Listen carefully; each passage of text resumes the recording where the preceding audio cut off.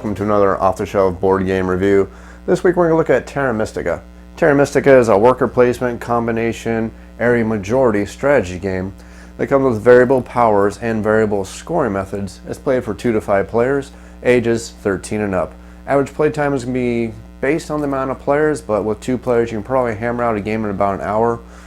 Add in about another 25 to 30 minutes for each additional player, possibly going up to about 2.5 hours for a 5-player game. But once you learn the game, you can probably get down under 2 hours once everybody's really familiar with the game mechanics. On the surface, Terra Mystica appears to be a very complex game, but thanks to some very fantastic iconography and a very well-designed player aid such as the racial boards, the game is actually easy to learn and very intuitive to play once you understand the basic mechanics. And Terra Mystica is a deceptively deep strategy game with nearly bottomless replayability, thanks to the fact that it comes with 14 very different races, multiple paths to victory, and enough randomizers to ensure that no 2 games will ever play exactly alike. Additionally, Terra Mystica is not the kind of game where you can math out a perfect strategy that you can stick to every time you play the game.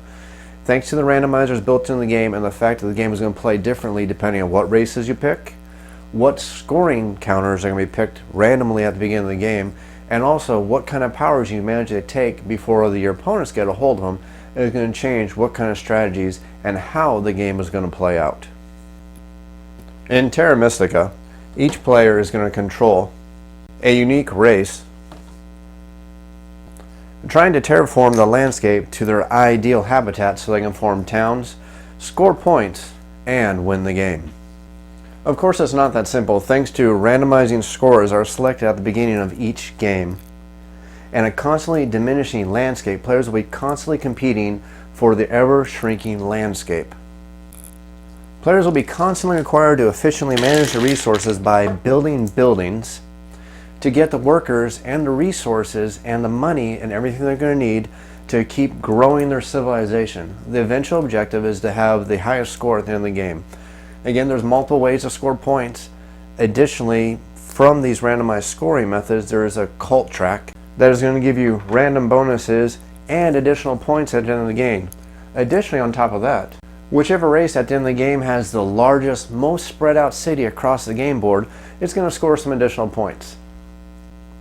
The winner will be the player who can juggle all their resources, capitalize on scoring opportunities, manipulate the cult track, and gain favors that most efficiently capitalize on the race's current standings.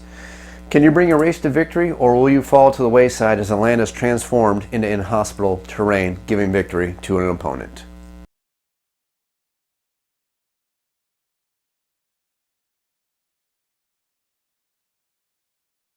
Terra Mystica retails for $79.99, and for that price you are getting a lot of components, and these are good to very high quality components. Almost all the components for the player pieces are made of wood. There's no plastic inside the box. Everything is nice, good quality wood. These aren't small little bits either. They're actually good size quality wooden components in the game. Just to use a comparison, these are the standard workers that come with the game, and they're untreated, or I'm sorry, they're treated wood, but they're unpainted, a natural color wood. You see they're the standard color or standard size of cubes that we're used to for most of our Euro games. Then you look at the player pieces for the towns and cities that we're going to be building when you play the game, and you see that they're really large components. Good quality on those, and then quality of the components also continues for the cardstock used for all the cardboard for the game. The cardboard is thick. None of the components in the game are thin pieces of paper. It's all thick cardstock, lots of full color images on it. Very nice quality stuff. I'm going to get into the iconography used for the game, but it's all done very, very well. They did a fantastic job when they designed the game. All the racial boards are also designed extremely well, and once you understand what all the symbols mean, this is a very easy game to play and understand, and it's just laid out extremely well. All the boards are double-sided. They have different races from the front to the back. For example, the red board is the giants on one side, and the other side you have the chaos magicians. There are 7 different boards for the 14 different races that come with the game. Again, they're all double-sided. And not only are they all double-sided, but they all have very good artwork on them representing the races, and it's nice. It's not mandatory, but it's a nice addition to the game. You get the cultists, the halflings, a nice little artwork for them. It looks nice, it's pleasing to the eye, and it adds an extra level to a game that's already good, just making it even better. The game also comes with player aids, and I'm always happy when games do that because it makes the game so much easier to teach, especially for new players. And there's enough player aids for each player to get one, so you don't have to pass around one player aid to all the players. Breaks down all the actions, and again, it does use the symbols, but once you understand what all these symbols mean, they all make sense. And finally, the game also uses large cardboard to represent the money used in the game. Again, this is good quality cardboard. It's double-sided, very large numbers on them, very easy to read, very good quality. I can't really say anything bad about the quality of the components from Terra Mystica. Everything they did, you can tell they put a little bit of extra thought into everything, a little bit better grade of components. Everything component-wise is really well done and fantastic with Terra Mystica. This is one of those games where you'll lay down $80 for the game, and at first you may balk at the fact that you're laying down $80 for a game. But when you break open this box and you look at how much you're getting in the box, the quality of the components you're getting in that box, you're definitely going to feel like you're getting your money's worth. Additionally, the game comes with plenty of bags to bag up all the components for the game. You're not going to have to go out there and buy containers, rubber bands, and everything for this game because you're going to have more than enough bags to bag everything up and separate it all in this box. The box doesn't come with a divider, but the fact that they include all these plastic bags is a definite plus. But if you're like me and you're not a big fan of plastic bags, I'll let you know that you can grab the really useful boxes that you can buy at Office Depot, and they are the right size to actually fit inside the box perfectly, and you can buy one of these for all the races, and all of them do indeed fit inside the box. Now that we've looked at the quality of the components, let's just move into explaining how to play Terra Mystica.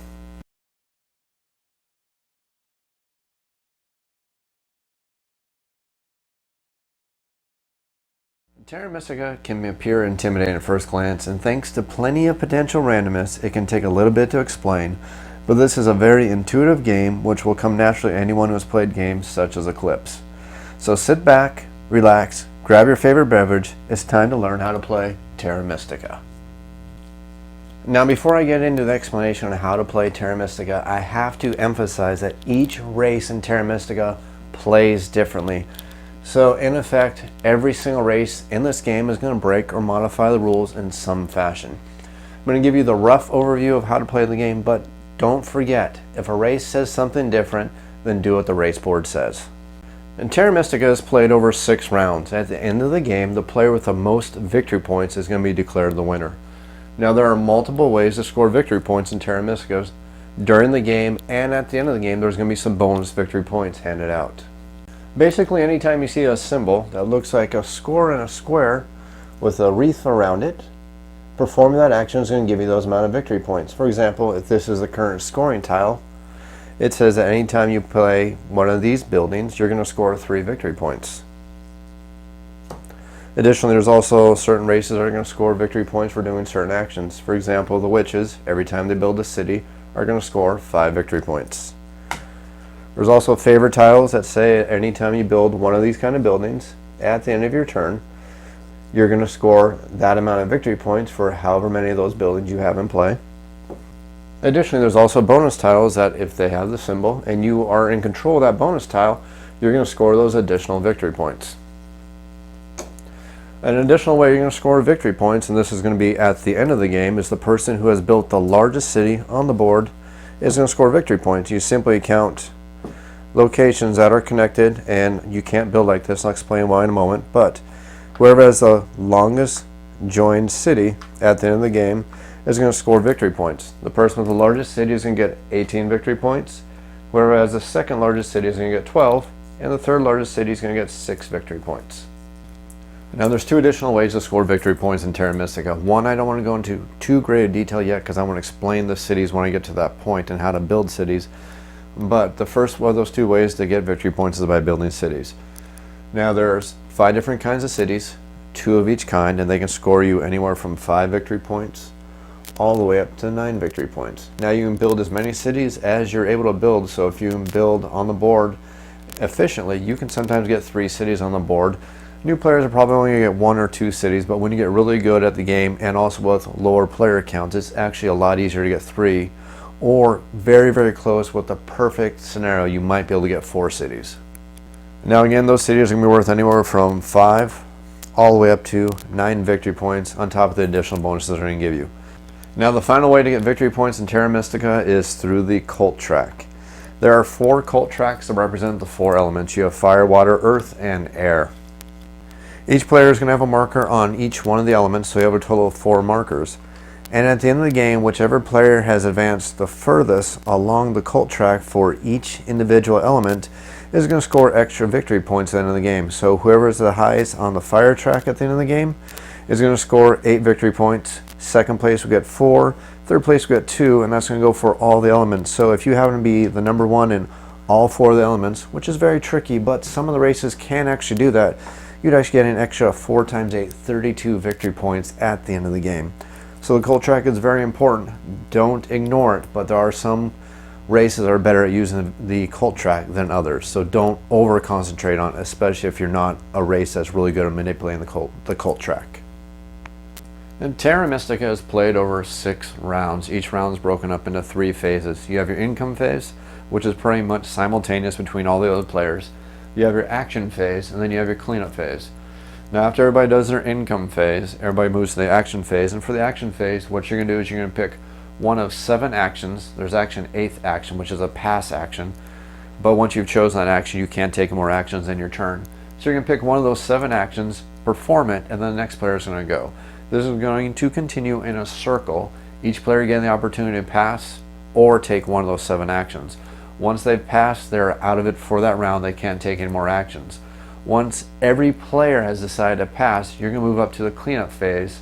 You're going to end that round, do the end of round scoring, if there is any, through the cult board or additional scoring options. And I don't want to get too far ahead of myself, but just know there is additional scoring that can happen then. Then that turn is going to end, and you can move on to the next turn. And again, this is going to go through 6 turns till you reach the end, and the final victor is determined. Now, each player's income is going to be based on basically 3 different things. The first and the main thing is going to be on your race board, and the more buildings you have on the actual play board is going to increase your income. You're also going to gain additional income for favor tiles, and you'll gain additional income for bonus tiles. Now the way you can tell if these tiles are going to give you additional income is to look for the hand symbol. Anytime you see any card that you are in control of that has this hand symbol on the bottom of it, you're going to gain whatever that resource is on top of the hand during the income phase. So for example, if you own this tile and you're in control of it, I should say, you're going to gain 1 additional cube, cubes are workers, every income phase as long as you control this tile.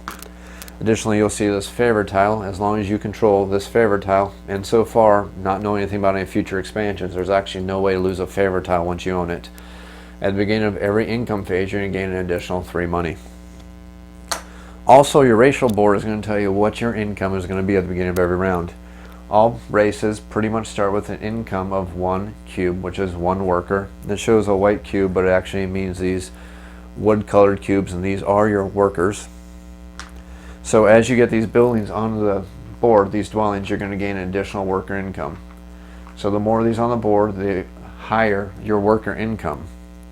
Now workers are your main resource that you're going to need to build all your buildings. If you look at each one of the racial boards, you'll see that all the buildings have a cost associated with them. So your dwellings cost 1 worker, 2 money. Your trading post costs 2 money, 2 workers, and you have 3 money and 6 money. I'll explain the difference on that in just a few moments. Your stronghold costs 4 workers and 6 money. Your sanctuary costs 4 workers, 6 money, and your temples cost 2 workers and 5 money. Additionally, you have to build these buildings in order. You're going to see little arrows right here that shows you the upgrade path for all the buildings. Dwellings upgrade into trading houses. Trading houses can upgrade into a stronghold, or they can upgrade into a temple, and a temple can upgrade into a sanctuary. So as you get these buildings onto the board, you're actually going to remove the prior building from the board. So to build a trading post, you'd have to pay the resources, and you always grab from the left side of the board, not from the right like I just did for a moment there, sorry. You always grab from the left side of the board. So to build a trading house, you'd pay the resources, remove one of your dwellings from the game board and place it back on your race board, and now your income of workers has gone down, but now you gain an additional new income. In this case, you gained 1 power and 2 money. That's permanent income. So if you were to build another trading house, you'd have to put one of your dwellings back on the board. The trading house would be placed and built wherever that dwelling was removed the board from, and now your income goes up. You're now making 4 money, 2 power, but now your income is only 5 workers per income phase. Now trading houses can upgrade either into your stronghold, or they can be upgraded into a temple. Now once you build temples, you notice you'll get a new resource, and our new resource are priests. Priests are used for a different couple of things. The big thing they're used for is for the cult board, and I'll explain the cult board to you in just a little bit. I don't want to jump ahead, I want to stick with the racial board. Priests are also used to increase your shipping, and I'll explain shipping when I get to the game board. And they're also used to decrease how much it costs to terraform. Again, terraform, I'll explain in a moment, don't want to get ahead of myself. Additionally, every time you build a temple, and even if that means that you built a temple, removed it, and put it back on the board, every time you build a temple, and there's a nice little reminder here, you're going to gain 1 favor tile.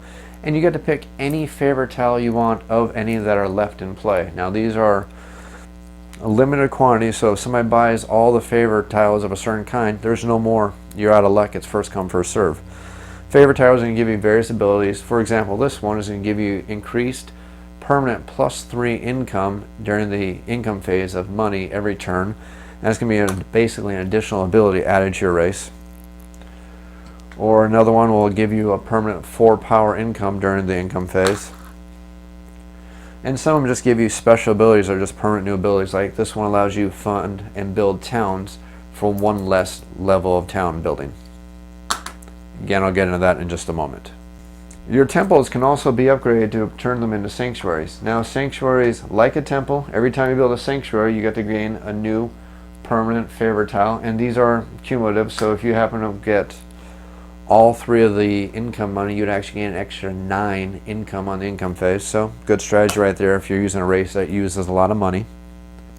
Additionally, having your sanctuary on the board is also going to give you an income of 1 priest every income phase. So for example, if you had this many buildings out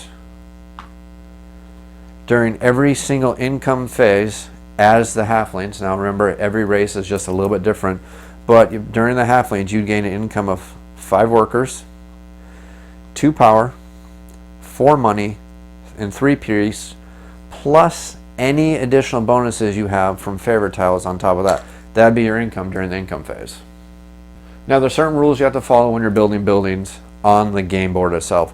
First of all, every race has their own home terrain, and they can only build on their home terrain. For example, halflings can only build on plains.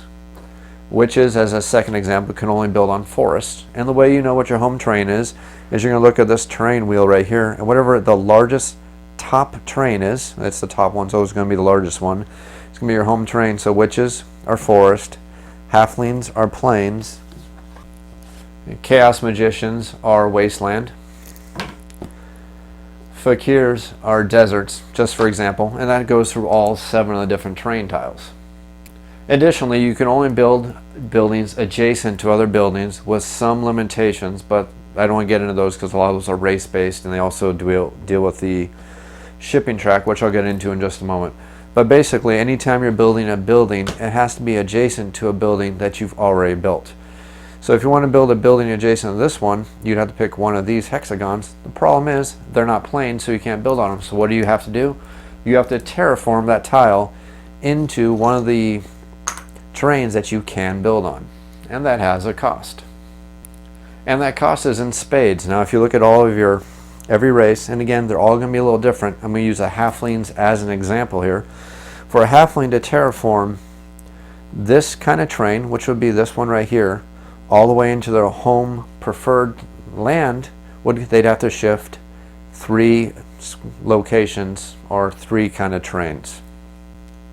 So to turn a mountain into a plains, they'd have to go past wastelands, through the desert, to turn it into a plains. Now you don't have to go through all those steps at one time if you can't afford it.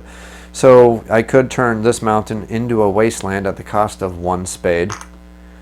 And then next turn, if I didn't have enough resources, I can turn this wasteland into a desert. And then again, if I didn't have enough resources, I had to do it step by step because I just wasn't bringing the correct resources. For the final turn, I can buy 1 more spade and terraform it into a plains. Once it is a plains, which is my home terrain, I can build a building on it as long as I pay the resource cost for building that building. For example, In this instance, to build a dwelling would cost me 1 worker and 2 money.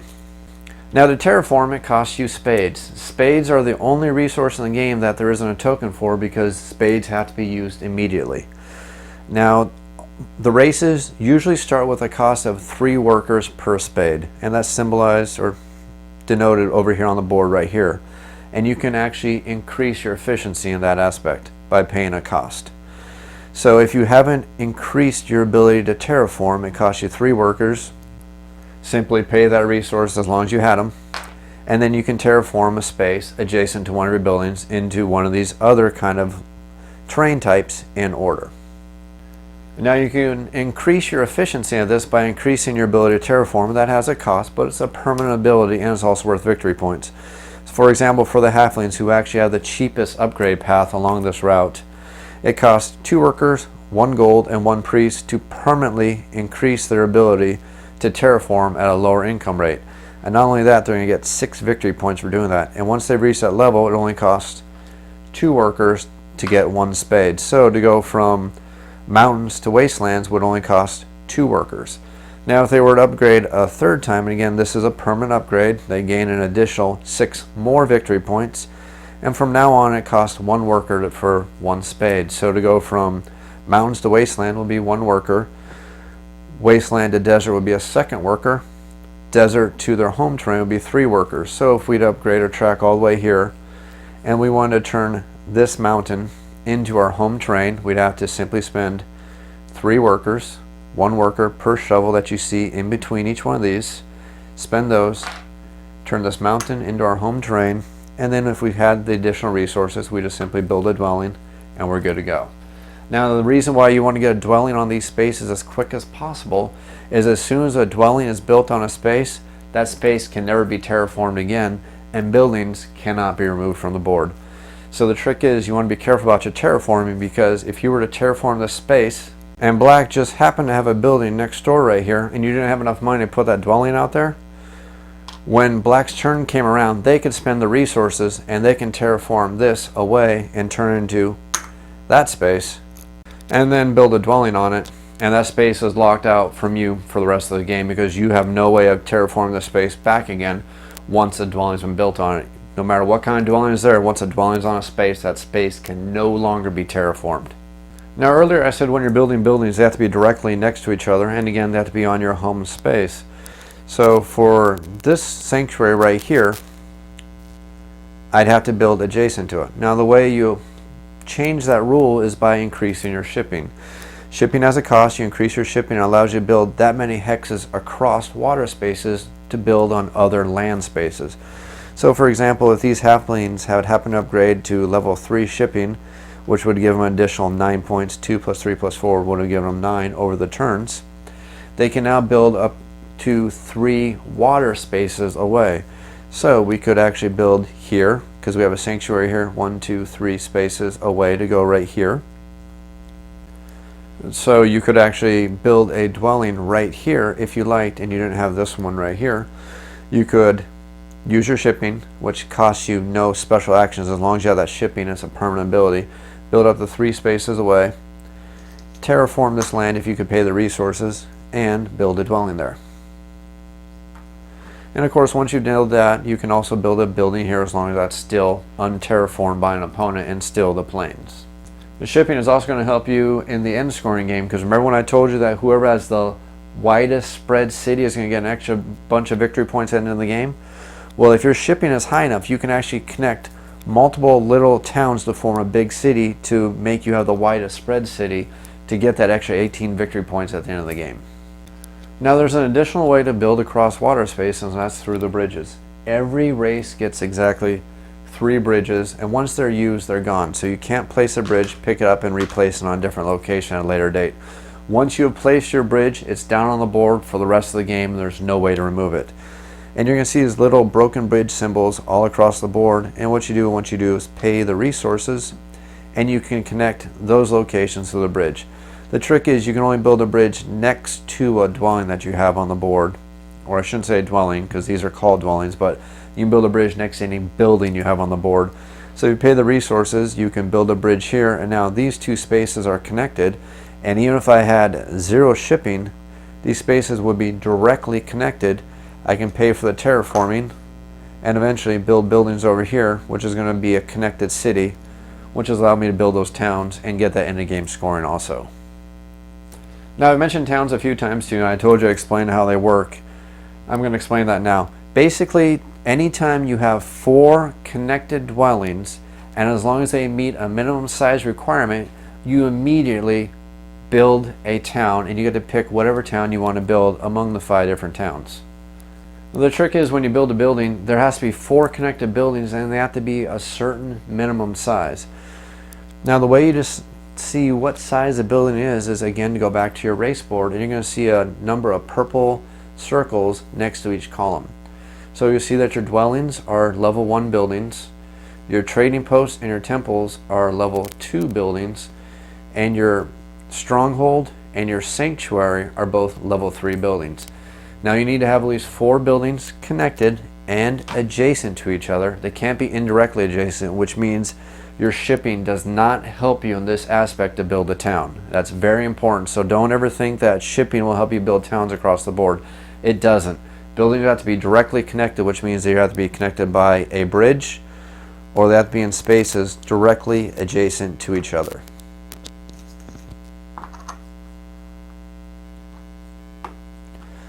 Now, to build a town, the moment a town is at least level 7, now going back to here, we see that we have a sanctuary, which is level 3.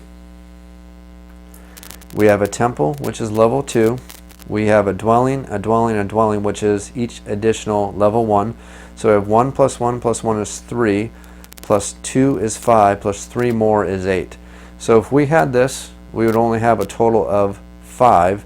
But as soon as we built this sanctuary, 5 plus 3 would be 8, which would be a total level 7 or higher, and 4 connected buildings, which would form a town.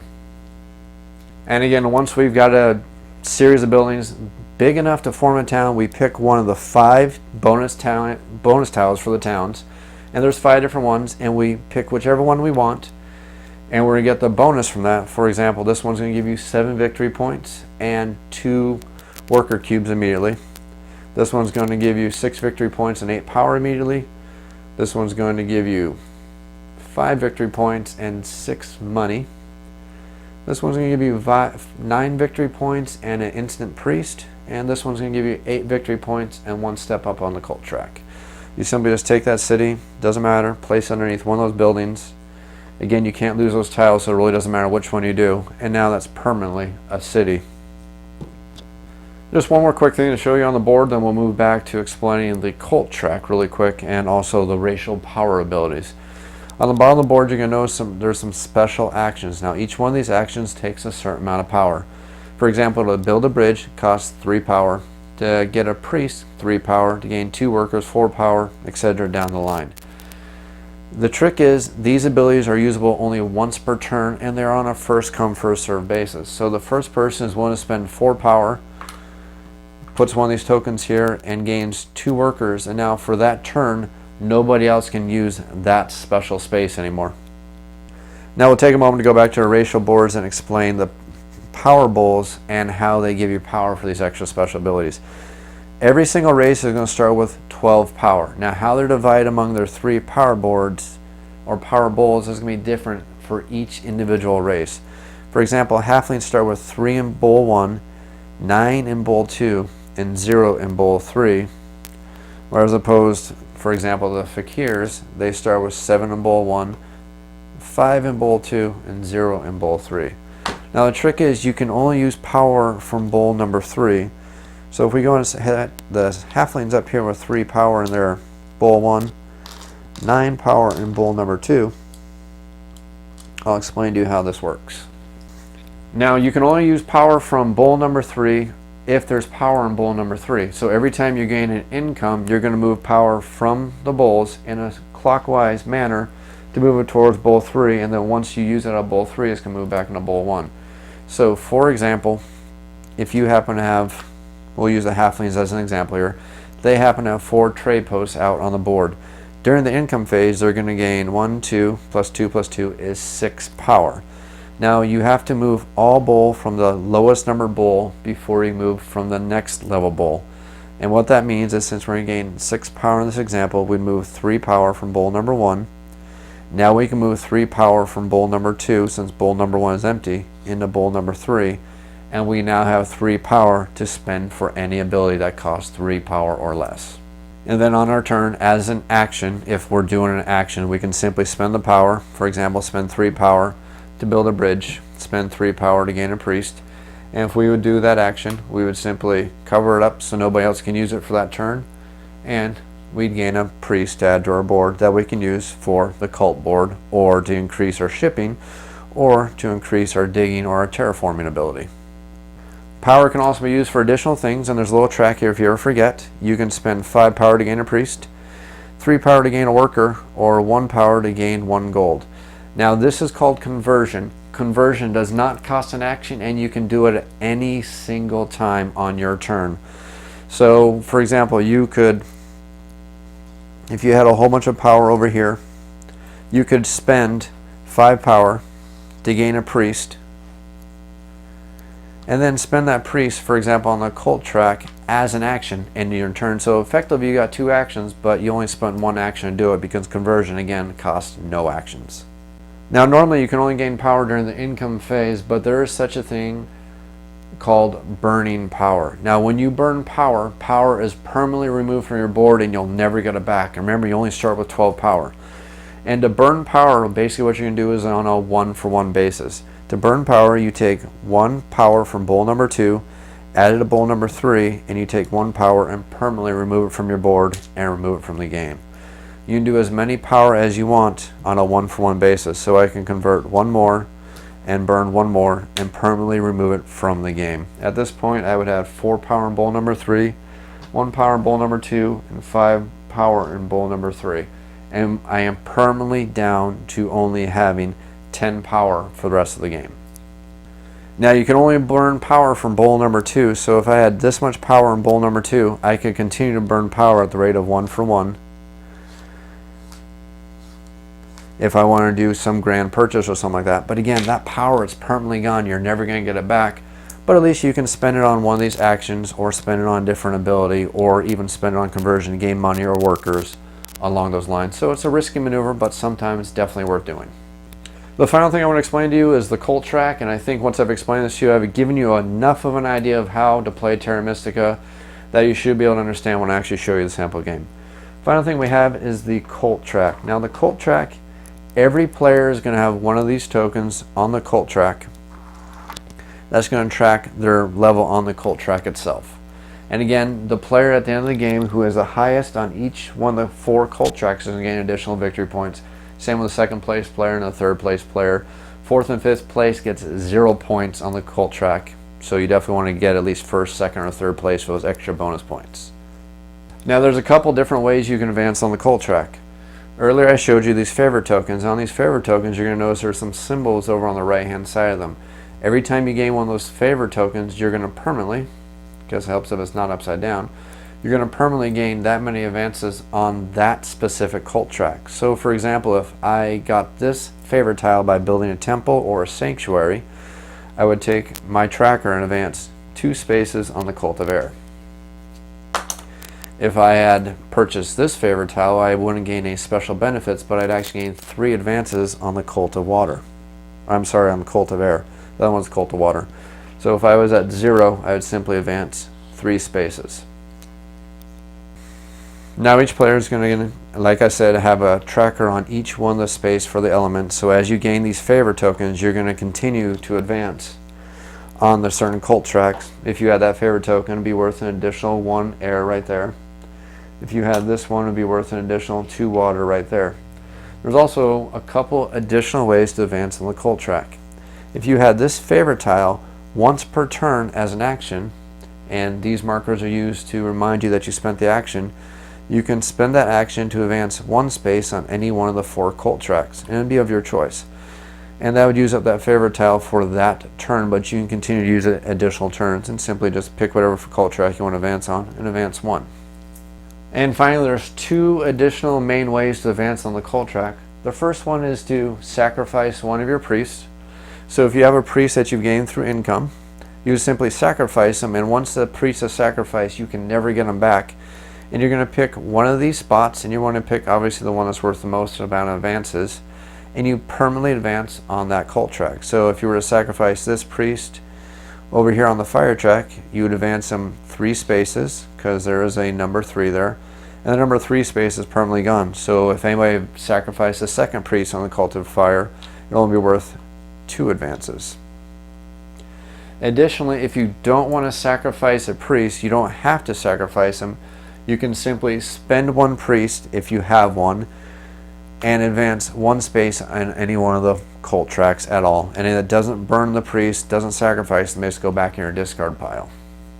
Now that I've got everything cleaned up, I want to explain to you there's 2 other quick ways to get power, but I want to clean everything up before I showed you, because everything was starting to get a little cluttered there in the video camera area. There's 2 other quick ways to gain power in the game. You'll look on the cult track, there's a little purple circle which matches the symbol of the power. And anytime you pass that space on one of the cult tracks, you're going to gain that much power. So if you would pass from 2 to 3, you gain 1 power. If you go from 4 to 5, you gain 2 power. If you go from 6 to 7, you gain 2 additional power. And it simply works as normal. If you have power in the lower bowl, you're going to move them from that bowl to the next bowl. Once all the power is out of the first bowl, you'll start moving from second to the third, etc., just like normal.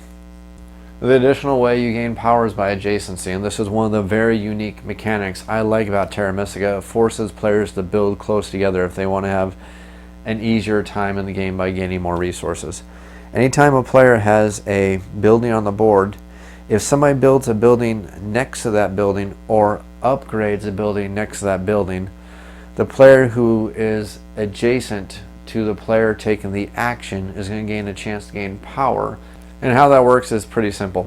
We'll use the halfling player as an example. If the halfling player wants to upgrade his trading post to a stronghold, for example, and he paid the resources, he would simply build the stronghold, pay the resources, and now the green player, the witches, has the opportunity to gain power because somebody adjacent to them built or upgraded a structure. And the amount of power you're going to gain is going to be based on the size of the dwelling. So this is a size 2 dwelling. So the witches in this example, since the brown player, the halflings, upgrade a structure, they can gain 2 power. And since they have 5 power in the level 1 bowl, they'd simply move up 2 power. If all their power happened to be in the level 2 bowl at this point, they'd actually just simply move 2 power from the level 2 bowl to the level 3 bowl. Now, if the green player happened to have multiple dwellings next to the dwelling that was just upgraded, they'd actually get the opportunity to get as many power points as the total amount of dwellings that were upgraded. So, for example, if brown upgraded that building, the green player would get the chance to gain 2 power, plus 3 is 5, plus 3 is 5, or 8 more, plus 2 is 10. They could gain a total of 10 power. Now there's a negative to gaining power in this manner, and this is the only time that you can gain this negative. Anytime you gain power off adjacency, you're going to lose a certain amount of victory points based on the amount of power you're gaining, -1. So if you were to gain 10 power in this example, it would cost you 9 victory points. Those victory points are removed from your current score. And I say current score because you can't go negative. So if you only had 5 victory points, you actually couldn't get that power because you can't go negative. And there's no way to take a fraction of it. You can't say, well, I'll just take power from this building. You can't. It's an all or nothing. You either take power from all the buildings or none of the buildings. So that's a risk you got to be willing to judge and see if you're willing to take. Additionally, there's one other thing with the cult board I want to explain. We're definitely not going to see in the sample game, so I didn't bring it up earlier, but you're going to notice that there is a little key symbol at the top of every one of these cult tracks. And the key symbol just happens to match the same key symbol that's on each one of the towns. As a nice little reminder. Basically, that means you can't go to that level on the cult track until you have at least 1 city.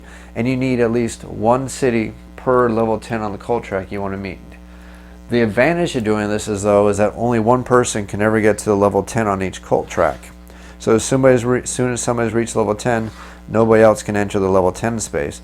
The trick is you need at least 1 town for every level 10 you want to enter. So if you want to enter 3 level 10s, you'd have to have 3 towns built. If you don't have a 3rd town built, you're stuck at level 9. Even if you're finding ways to advance on the cult board, you can't advance because you can't go into level 10 unless you have that third town built.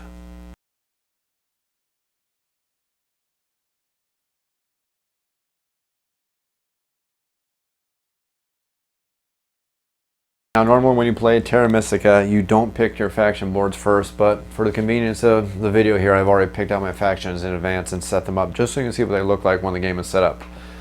When you're starting a brand new game of Terra Mystica, what you're going to do is you're going to randomly select from the 6 scoring tiles and you're going to place them along the scoring track here. The only trick is the shovel cannot be in space 5 or space 6. So if I grab the shovel, I need to replace it with a different tile. So you simply start with each tile and I grab the shovel first. So we'll see that's not going to work. So we'll pick score number 6, number 5, number 4, number 3, round 2, and I guess we'll go with this one since we already know what it is anyways. Now normally we're supposed to randomly shuffle them, but again I'm just trying to make this simplistic just for the video purposes, but I shouldn't have known that was that. Just trying to randomize it a little bit there. And this is going to be the random scores for all 6 turns of the game, and this is the randomizer for the game that changes every time you play it. And what we're going to see is we're going to see on the left side in turn 1 we're going to gain 2 victory points every time we have a shovel. In round 2 we're going to gain 2 victory points every time we build a dwelling. Round 3 we're going to gain 2 victory points every time we build a dwelling. Round 4 we're going to gain 3 victory points every time we build a trading house. 5 victory points in round 5 every time we build a stronghold or a sanctuary. And finally in round 6, if you build a city, you're going to gain an extra 5 victory points.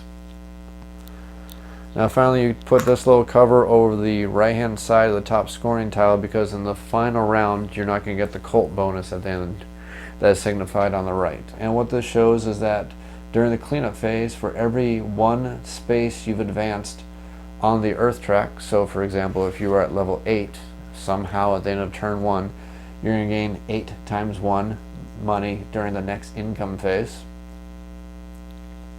And I should clarify that to mean you'll get to spend it after the next income phase. You actually gain that income immediately.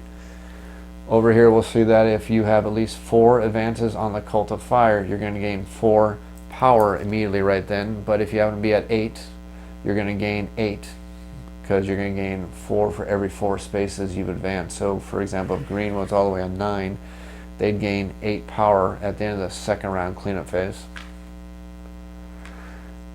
This one's going to be a priest for every 4 water. This one's going to be a shovel for every 4 air. This one's going to be a worker for every 2 water. And I'm sorry, every 2 air, and that's water down there. Next we're going to pick out the bonus tiles for the game. Now the amount of bonus tiles you have in the game is 3 plus the amount of players. Since I'm showing a 2-player game, we're going to pick 5 bonus tiles. And we're supposed to pick them at random, so we will randomly fan them out. And unfortunately, it does show you what the tiles are, so this isn't too random, but you're supposed to do it randomly anyways. So there's a total of 5 bonus tiles. The remaining 4 are removed from the game. They're not going to be used. Those are simply set out to the side, and they're going to be selected by the players in just a moment. At this point, each player would pick their race based on the board that you've actually set up. This is part of the strategy for the game. You want to pick the race that is going to most efficiently take advantage of the scoring tiles and the bonus tiles that have been randomly chosen for this game. Now I wanted to give myself a little bit of a challenge. That's why I actually picked my races beforehand. Again, you don't do that. That's against the rules. I'm doing it just to give myself a little more of a challenge, and I actually just want to play around and try the game in that aspect. Pick your races based on the board that you set up. One at a time, each player picks a race and then passes the remaining race boards to the next player in line. After you've done that, each player is going to get their starting resources, and that's going to be listed at the top of your race board. Use the fakirs here for an example, so I don't disturb what I've got set up here. The fakirs would start with 3 workers, 15 money, 1 space on the air track, 1 space on the fire track. And that's where they would set up. We'll go ahead and advance all the players. They've already got their starting resources. Witch is going to move up 2 spaces on the Cult of Air, so they'll start at level 2. And the Halfling is going to move up 1 space on the Cult of Earth. putting them at level 1, and 1 space on the Cult of Air, putting them on level 1 there also. We've now set up the game. We're now ready to place our starting dwellings, pick our starting bonus tiles, and then we can start the game. I've randomly chosen the witches to go first as the first player. So what we're going to do is they're going to grab one of their dwellings and they're going to place it on one of the spaces that is habitable by their race, which in this case is trees. So witches will place on that hex, and now it's the halfling's turn to place a dwelling. Halflings are going to build right next to them. Again, you kind of want to build next to other players so you get those extra power bonuses. And now since it's only a 2-player game, the last player gets to place their second dwelling. And the halflings are going to pick over here. Actually, you know what? We'll play a little bit differently. We'll place right here so the witches can't place next to us. And now the witches are going to place their last dwelling, and they are actually going to pick, we'll go right here. Now that each player has set out 2 dwellings on the board, and almost all the races are going to start with 2 dwellings. One of the races is going to start with 3, and one of the races is only going to start with 1. Just to let you know, again, that's the randomness and the variable powers of the races. Now that we've done that, the player who was last to place their dwellings is going to be the first person to place or pick one of the random bonus tiles. The halfling player is going to pick the priest bonus tile, which is a permanent increase of 1 priest on their income as long as they have that tile. And now it's time for the witches to pick their bonus tile.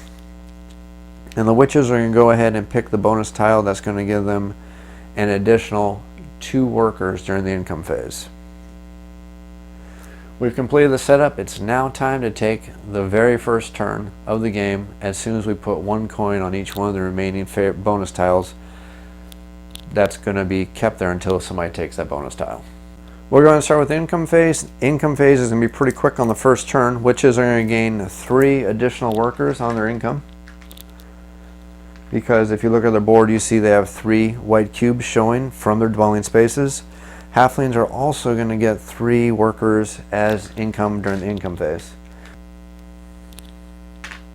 Now that's what they gave for their basic races, but now remember, each one of these races took one of the bonus tiles. The witches took the extra worker bonus tile, and the halflings took the extra priest worker tile, or the extra priest bonus tile, so they're each going to get that extra bonus resource also. Halflings get the priest, and the witches are going to get 2 additional workers. That's pretty much the end of the income phase. It's now to begin the action phase. Now remember, there's 8 individual actions that each player can take on their turn. They can terraform and build buildings. They can increase their power on the shipping track. They can increase their strength of the terraforming. They can upgrade dwellings. They can use priests to manipulate the cult track, or they can spend power to use one of these action spaces on the board. Additionally, they can use powers from bonus tiles, from favor tiles, or what they can do is they can just decide to pass, which means they're going to become the new first player at the start of the next turn, and they're going to hand in their current bonus tile and exchange it for one of the bonus tiles that's already out and not used by another player. We'll go ahead and start with the witches' turn. The first thing the witches are going to do, they are going to burn 3 power, so they can move 3 power into the bowl and permanently sacrifice 3 power. Again, this power is gone. They can't get it back. But that's going to allow us to get 1 action to build a bridge. We're going to build one of our 3 bridges. Again, remember, once you build a bridge, it's permanent. You cannot tear it down or move it in any way. Now for the halfling's turn, what they're going to do is they're going to increase their terraforming, because terraforming is one of the main ways that halflings get victory points.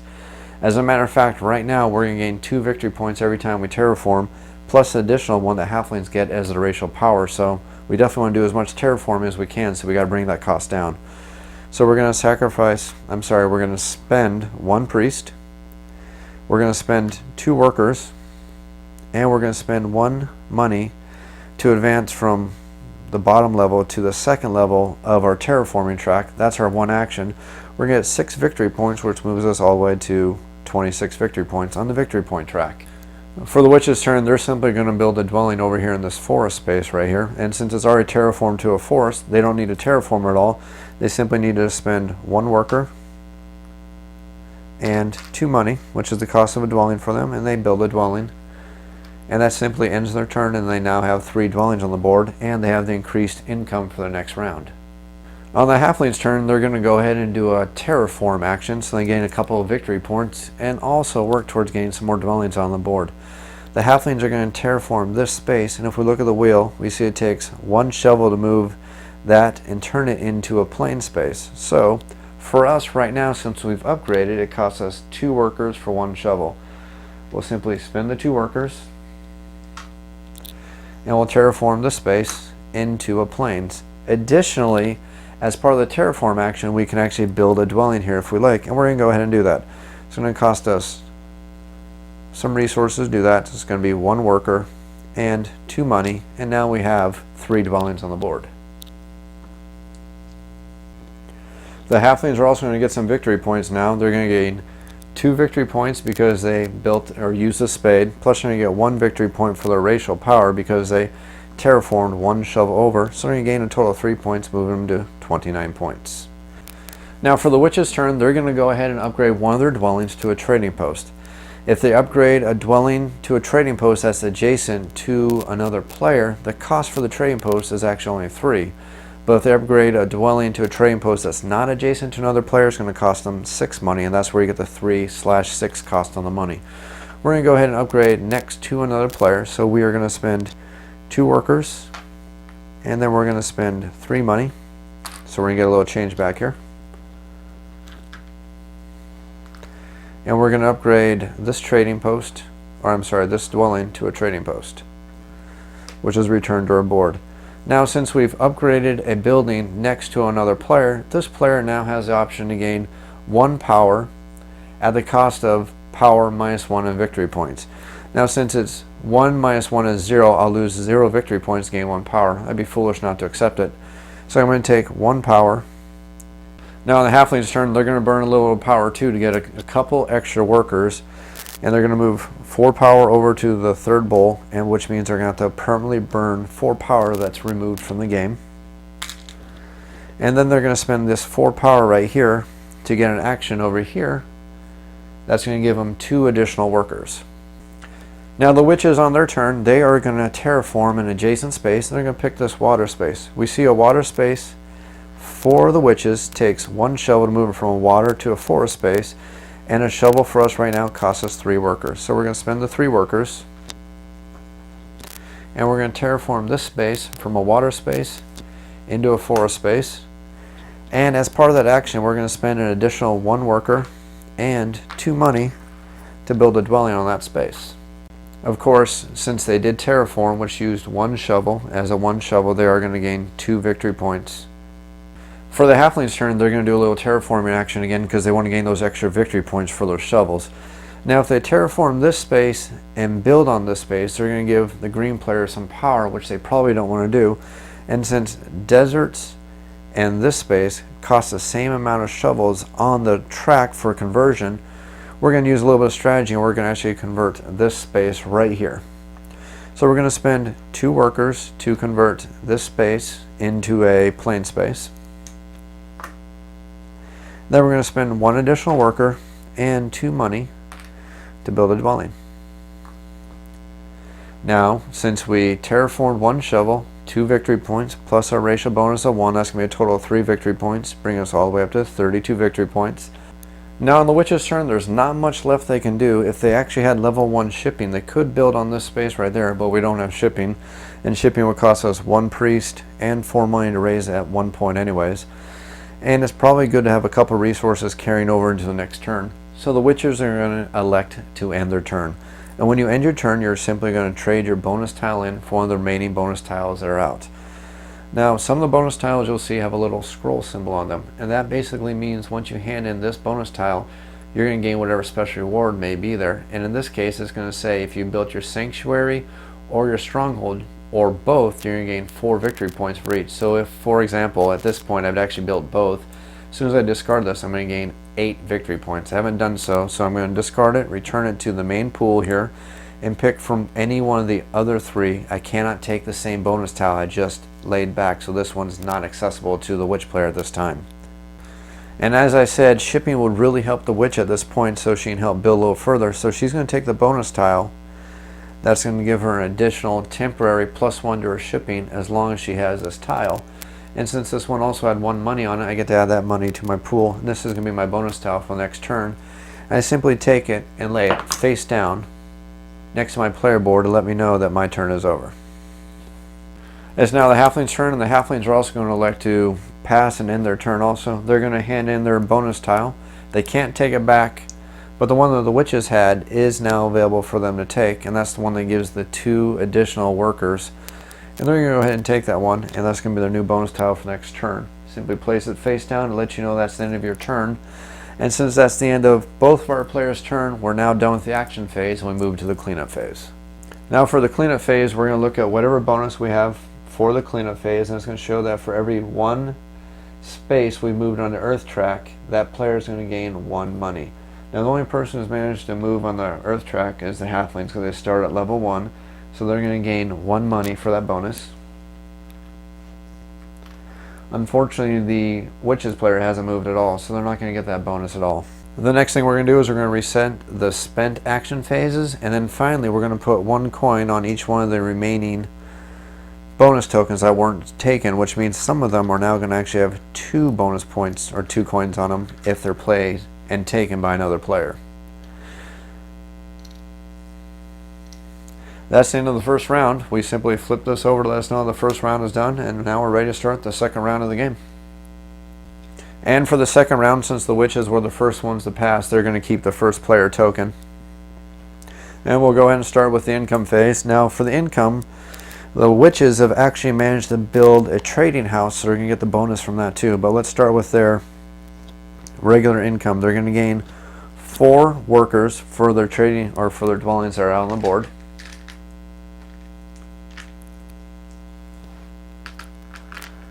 They're also going to gain 2 money for the 1 trading house, which also gives them 1 power, which will come from the level 1 bull, since there's still points in the level 1 bull.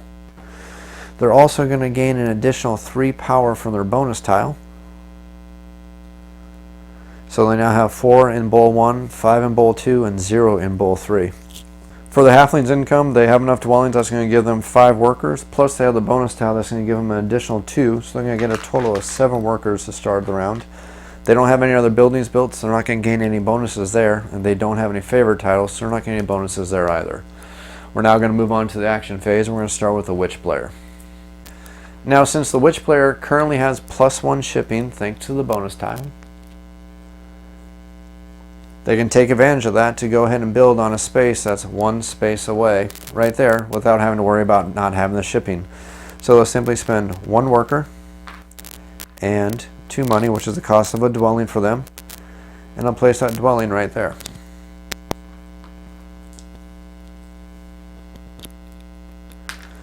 Now the nice thing about this is the turn 2 bonus. You're going to see that anytime somebody places a dwelling, they're going to gain 2 victory points. So the witch is going to go ahead and gain those 2 victory points right now. Now the halfling player is pretty much going to do the same thing for their turn. They're going to go ahead and build a dwelling right there, which is going to cost them 1 worker and 2 money. So we'll get a little bit of change back here. And they'll go ahead and build that dwelling right there, ending their turn.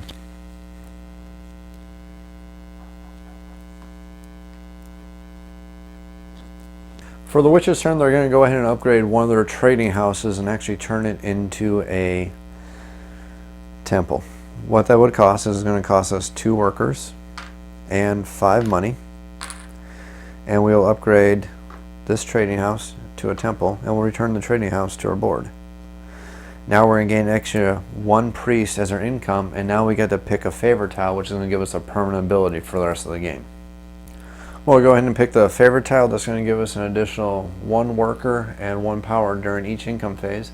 And this is an earth favorite tile, which is going to give us 2 movement on the cult of earth. So green is going to get to move up 2 spaces to the number 2 spot, and this is a permanent favorite token for the witch player. It's now the halfling player's turn again, and they're going to put a little pressure on their opponent. So what they're going to do is they're going to go ahead and terraform this space. Now water space for halflings is going to cost them 1 shovel to a swamp and 1 additional shovel to move it to a plains. So 2 workers per shovel. It's going to cost us 4 shovels to do this. We're going to turn it from a water space into a plain space. And then we'll spend 1 additional worker and the 2 money to go ahead and get a dwelling out on that space also. Now since we terraformed 2 shovels worth of spaces, we're going to gain 2 victory points for our ratio ability, which is going to put us at 37 points. Plus we built a dwelling, which is worth an additional 2 victory points. For the witch's turn, the witch player is actually going to go ahead and decide to pass. They're going to hand in their bonus tile, and then go ahead and exchange it for the one that's going to give them extra money on the income phase. Plus they get the 2 money that's already on that token. That'll help them during the next turn. We flip that over to let us know that their turn is over, and we go back to our halfling player. Halfling player is going to do a pretty quick, easy thing. They're going to spend the 1 worker and the 2 money to get 1 more dwelling out on the board. Place right there, and dwelling is going to give us 2 additional victory points, bring us up to 40 victory points.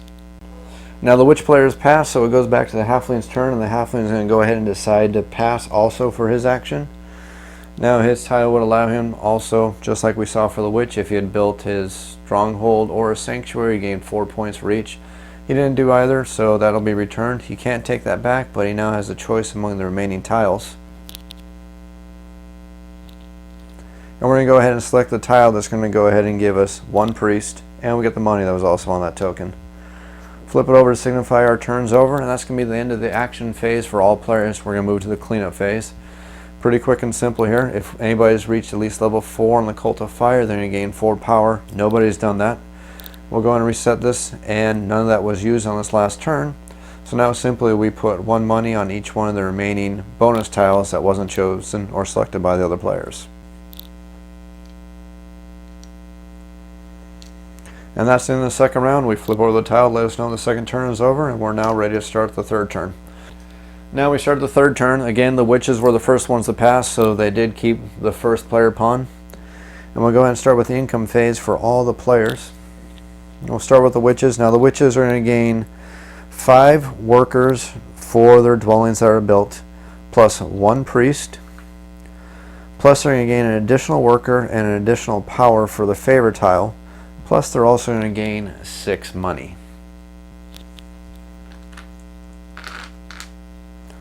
And then we'll go over to the halflings, and they're actually going to gain quite a few workers. The halfling player is going to go ahead and gain 8 workers for having all their dwellings out. They're also going to gain 1 priest for their bonus tile, but no money because they don't have any trading shops open up. The witch player is going to go ahead and start her turn, and she's going to start her turn by spending 2 workers and 3 money. And she's going to upgrade this dwelling right here to a trading house. And since it's adjacent, it's only going to cost 3 money versus 6. The halfling player gains the opportunity to gain 1 power because of the build adjacency rule. Now on the halfling player's turn, they're going to do the final upgrade for their terraforming, because remember, terraforming is one of the best ways for the halfling player to gain all their victory points.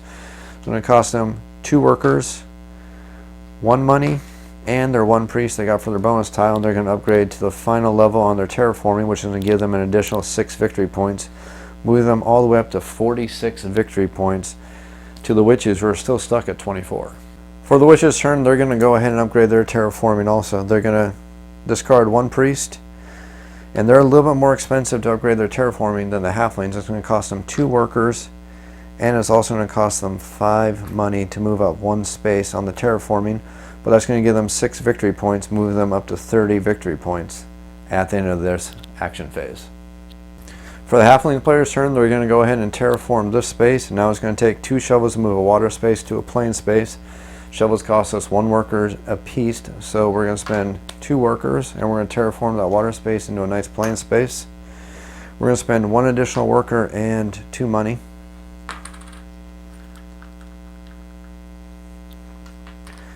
And we're going to get a dwelling out on that space right there.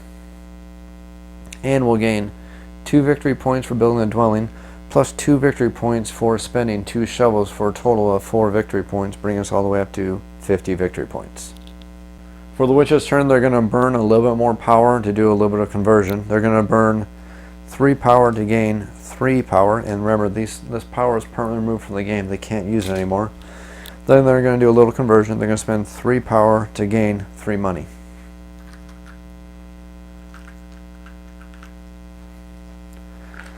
And then for their action, they're going to go ahead and upgrade this temple right here to a sanctuary, which costs them 4 workers and the remaining 6 money, leaving it with no money.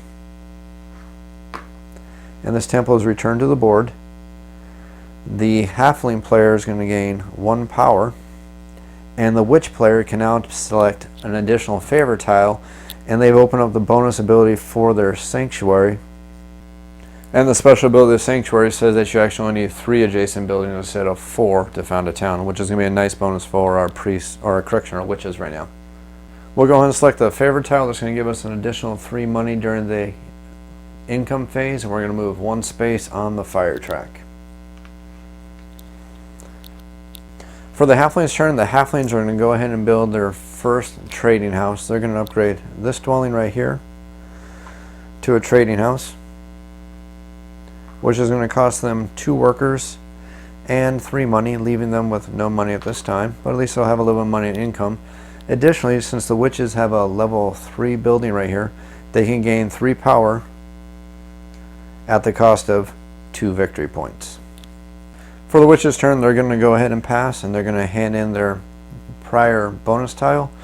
Going to go ahead and exchange it for the bonus tile that's going to give them extra workers and a little bit of money, and they'll take that money, and that'll be their bonus tile for the next turn. And then the halfling player, just to get a couple of extra victory points, they're just going to do a quick terraform.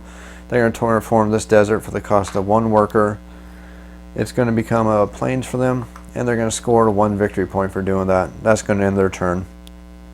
The witches have already passed. Now we're back to the halflings. They don't have any resources to really play around with anymore, and they don't want to burn any more power. So they're also going to hand in their bonus tile. And since they have plenty of workers and they really could use money, they're going to take the bonus tile. That's going to give them some money. And that'll end the action phase for our players. We'll move to the cleanup. Nobody's reached level 4 on the water track, so nobody's going to gain any priest. No cleanup to do there. We're simply going to put 1 money on each one of the remaining bonus tiles. That's going to be the end of the turn.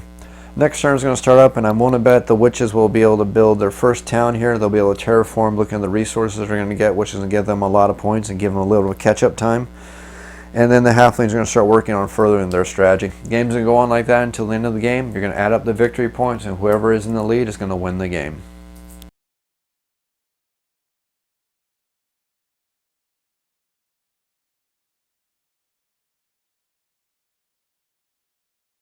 Whenever I review a board game, I like to take a few moments to discuss the family friendliness of the board game and see if it's a game that is good for families, whether it's got good components that are family friendly versus dark, gruesome images or anything, or things that you don't want the younger players to see. Because a lot of times board games have minimum age requirements on them that aren't always logical, and I like to give a little bit of input on what I think would be a good approximate minimum age for a board game. Now, Terra Mystica lists as a game for ages 13 and up, and actually, aside from the looks of the game, because the game is very kid-friendly visually, there's nothing gruesome or gory or graphic about the game. It's very family-friendly from the images of the races, from the images on the board. Nothing in here is anything that you feel bad about a child walking by the board while adults were playing the game. The game itself, though, is very, very strategically deep. Now, it's simplistic enough that a younger mind can understand the basics of the game, but it's going to take a much more mature mind to understand how to capitalize on everything that's going on in the game. There is definitely a lot of stuff going on in this game. You need to be constantly plotting your proper resource gathering. You don't want to overspend in one aspect, because if you, to use a strange term, if you overspend in the early phases of the game on certain directions with your building, you're going to end up in the end game where you're not going to be able to do anything. You're basically going to hit a wall and everybody's going to pass you on the points. And it's very, very easy to do that in this game, especially if you don't look at the randomized scoring tiles that come with the game.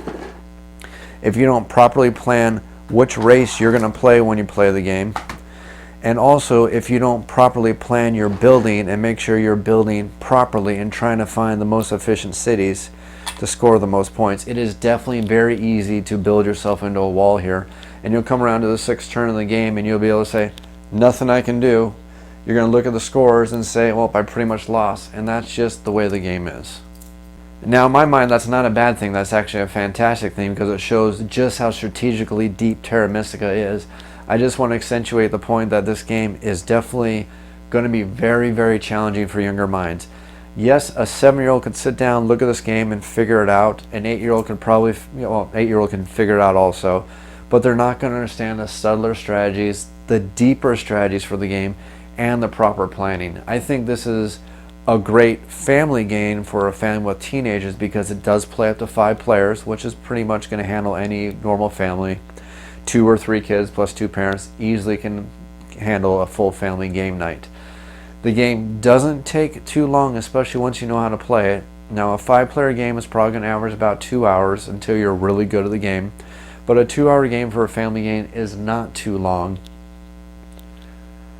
I think Terra Mystica is a great family game just due to the visuals of the game, due to the complexity of the game. But just know that if you're going to play it as a family game, know that this isn't going to be a game that people probably under the age of 11 or 10 are going to be able to grasp the deeper strategies for. If you're a family with teenagers, great family game. If you're a family with a lot of the younger kids, probably isn't going to be a good game for the family. But you don't have to feel guilty about having this one on the tabletop when kids walk by, such as other games like maybe Zombicide or something like that, which is kind of a game you don't want the younger ones to see.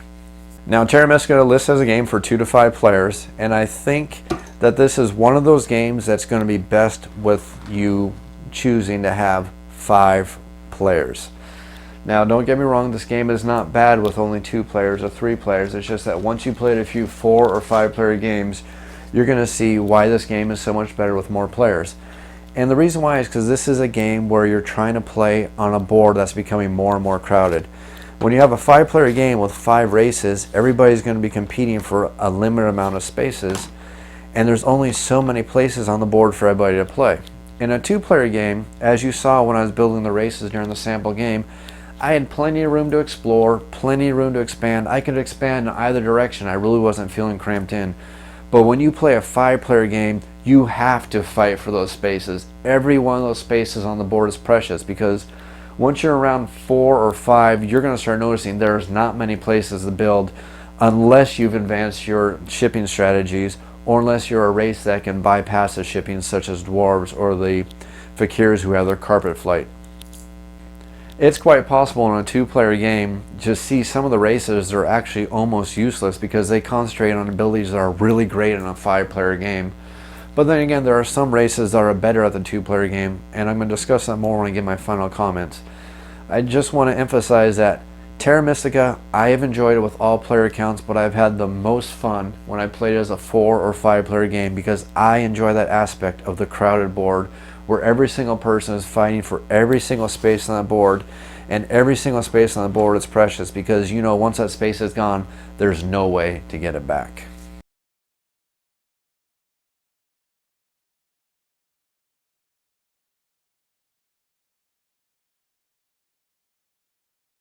Terra Mystica to me is a very well designed Euro game with a lot of extra mechanics that takes it out of the realm of a pure Euro and kind of makes it almost a hybrid game for me. The first thing that's going to bring it out of the pure Euro realm is the fact that there are 14 different races in this game, and every one of these races plays extremely differently. Each race board comes with 2 races on each side, and each individual race plays differently from the other one. So the witches and the Orwins play differently. The cultists and the halflings play differently. The nomads and the fakirs play differently, and etc. among all the races. And again, there are 14 different races in this game, adding a lot of replay value to this game. You are not going to get bored of this game after a couple of plays because there is just so much variety. Now, there's one negative on these races, and I think it was actually a design decision, and I'm not sure because I don't know the designer, but I really think it was the design decision. Some of the races are terrible at some of the gameplay versions. And by that I mean some races in a 5-player game are horrible, while there's some races that are in a 2-player game are absolutely horrible. Plus there's some races that versus other races just do not stand a chance, and some races just seem to need a perfect board to win, but if you have that perfect board, they really have a strong shot at playing. A good example of that is the Giants. Now the Giants on the surface seem like they're a pretty decent team or a race to play, and they are actually a pretty good race. The problem is they take a very specific strategy to play them, but if you can get that specific strategy rolling and get the ball rolling on that and you have really good placement on the board, they're actually a great race. But If you look at them statistically, they don't have a lot of win ratio, but I think that's because, again, they're one of those races that takes a certain amount of players, and they need a certain other races to play against. Now, some people may say that that's a design flaw. I disagree. I don't think it's a design flaw. I think it's a feature of the game, making it part of a meta game that I want to discuss. There is a definite meta game to this game, and it starts with the variety and the randomness of the game. When you start playing the game, you're going to have some random scoring tiles, and they're going to basically dictate the flow of the game. They're going to have a different layout every time you play the game, which means basically the game is going to play differently every time. For example, if you have a game where you have a lot of these shovel bonus tiles that give you extra victory points every time you use a shovel, it's going to make sense to play the halflings, because the halflings already have a bonus of +1 every time they have a shovel, plus they are the best race at terraforming. They have the cheapest upgrade path for the terraforming. You see the giants, they cost 2 workers, 5 money, and 1 priest just to upgrade every level. But you saw the halflings, how quickly and easily they upgrade on their terraforming track. It takes 4 less money to max out, yet they get the same amount of victory points. And every time they use a shovel, they're going to get an extra victory point. Again, that goes to what I call the meta game for the game, that starts even before the game plays, just based on what victory tiles and these extra bonus tiles are going to be played to judge each round. That also goes on to these bonus tiles right here. Now, there's more bonus tiles than there are for you would use depending on the amount of players for the game, which means you're going to have randomness every time the game is played. So if you have bonus tiles that are really good and help out certain races, that's the race you want to play when you play the game. But the trick to that is you need to watch what every race the other players are picking and make sure you're not picking a race that's weak to that specific race. And with 14 races, that really adds to the replay value of the game. And you really need to understand the strategy for all these races. Again, every one of these races plays differently, and you need to understand each race's strengths.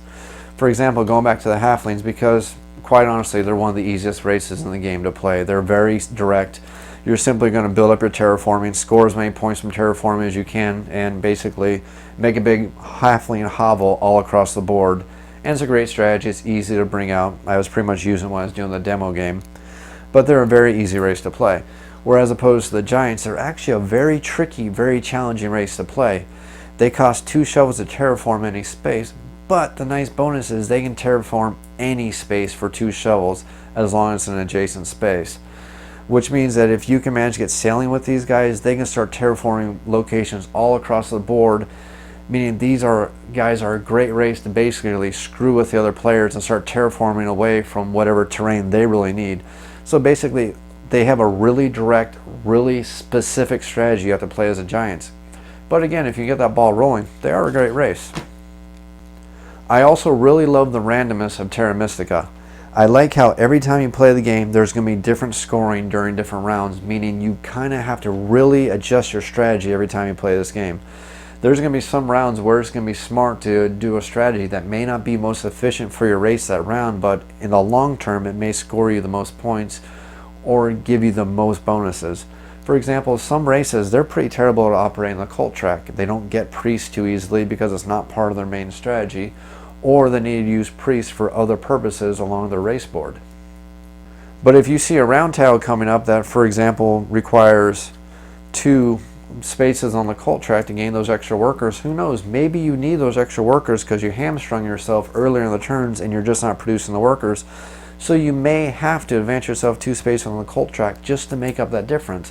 But at least that option is there, and that's what I like. There are so many options when you play Terra Mystica.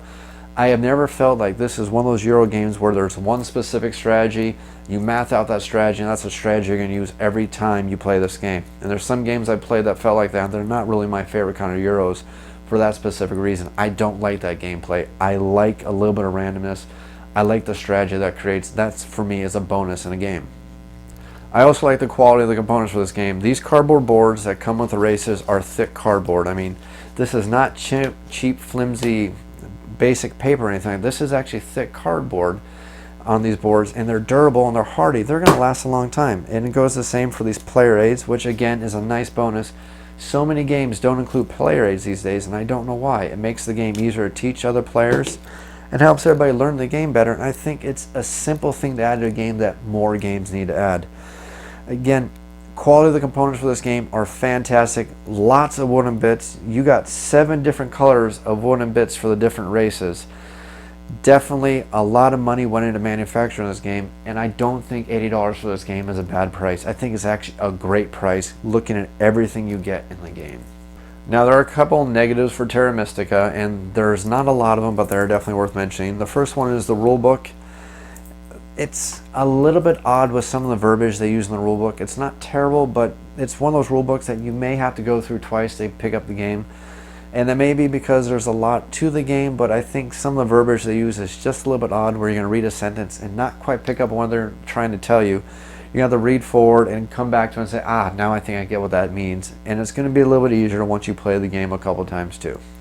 I also think the game board itself was a missed opportunity. If you look at the back of the game board, you see they took the time to put some kind of special little poster on the back of the map board, which, you know, it was extra money they spent towards it. But instead of doing this, why didn't they include a secondary map, much like Small World did, with a smaller 2 or 3 player board on the back of the game? I don't know why they did that. I think that would have been a fantastic addition to the game. And there's already variants on Board Game Geek that tell you how to take the main board and cut it down a little bit, and people are trying to find various ways to make it even for playing that way, just so you have a more tenser game on a 2 or 3 player game. Again, I think it was a missed opportunity. They should have did just like Small World did and had an alternate map on the back for only a 2 or 3 player game. Because quite honestly, yes, this looks really neat. You get to see some artwork, but players are never really going to see it, because all they're ever going to see is the front of the game board. One additional little minor thing that I thought was kind of odd: you're supposed to randomize all these tiles when you play the game. Now, the scoring tiles are easy to randomize because you'll look, the backs of them are all the same, and it doesn't give away what's on the front of the tile. But the power tiles, which you're also supposed to randomize, you can't say the same about, because whatever that tile is, it actually shows you what it is on the back. So you can't really randomize something when you already know what it is, because you know this is the 6 coin favorite or bonus tile. You flip this over, you see this is the 1 worker bonus tile with the extra 3 power on it. So there's really no way to randomize it unless you did something like this, which is kind of goofy, but I guess if you wanted to, that's a good way to randomize it. I just don't understand why they put that there. It should have been blank or just showed a scroll so you can randomize these tiles. Kind of a small little thing. I don't understand why they did. I think it's kind of goofy, but it is what it is. Overall, I think Terra Mystica is a fantastic game. It comes with multiple ways to get victory points, which is something I really like. There's a variable setup that changes the game every time you play it, so it guarantees no 2 games will ever play exactly alike. There's asymmetrical powers with 14 different races on hand, plus the favorite tiles that you can pick up to help modify your race to make a play just ever so slightly differently. And the game, in my opinion, for what it is, does not play that long. I mean, you're looking at a 5-player game that can easily play in about 2 to 2.5 hours, even for players who aren't that familiar with the game and haven't played it that many times. You can probably play this game for your first time with 5 players, including instructions, have a game completed in about 3 hours tops, and that includes teaching you how to play the game. And I can say that's thanks to these fantastically designed race boards, which makes everything very, very easy to understand. It's easy to see what resources you get, it's easy to see what you can do with those resources, and it's easy to see how to spend those resources and advance yourself along your victory path. It's easy to see what costs what, because that's all listed on the board. It's easy to see what everything does, and you can also see what your race powers are. Once you learn the icons for this game, you pretty much don't need the rulebook. This is one of those games that, in my opinion, I think I could stop playing for 6 months, and as long as I remember what the icons do, I can come back and play this game without ever cracking that rulebook open again. And I think that's a fantastic bonus. Terra Mystica, definitely give it a thumbs up. Great European game, great strategy game. Definitely a game I think you should add to your wish list. This has been another off-the-shelf board game review. Thank you for watching.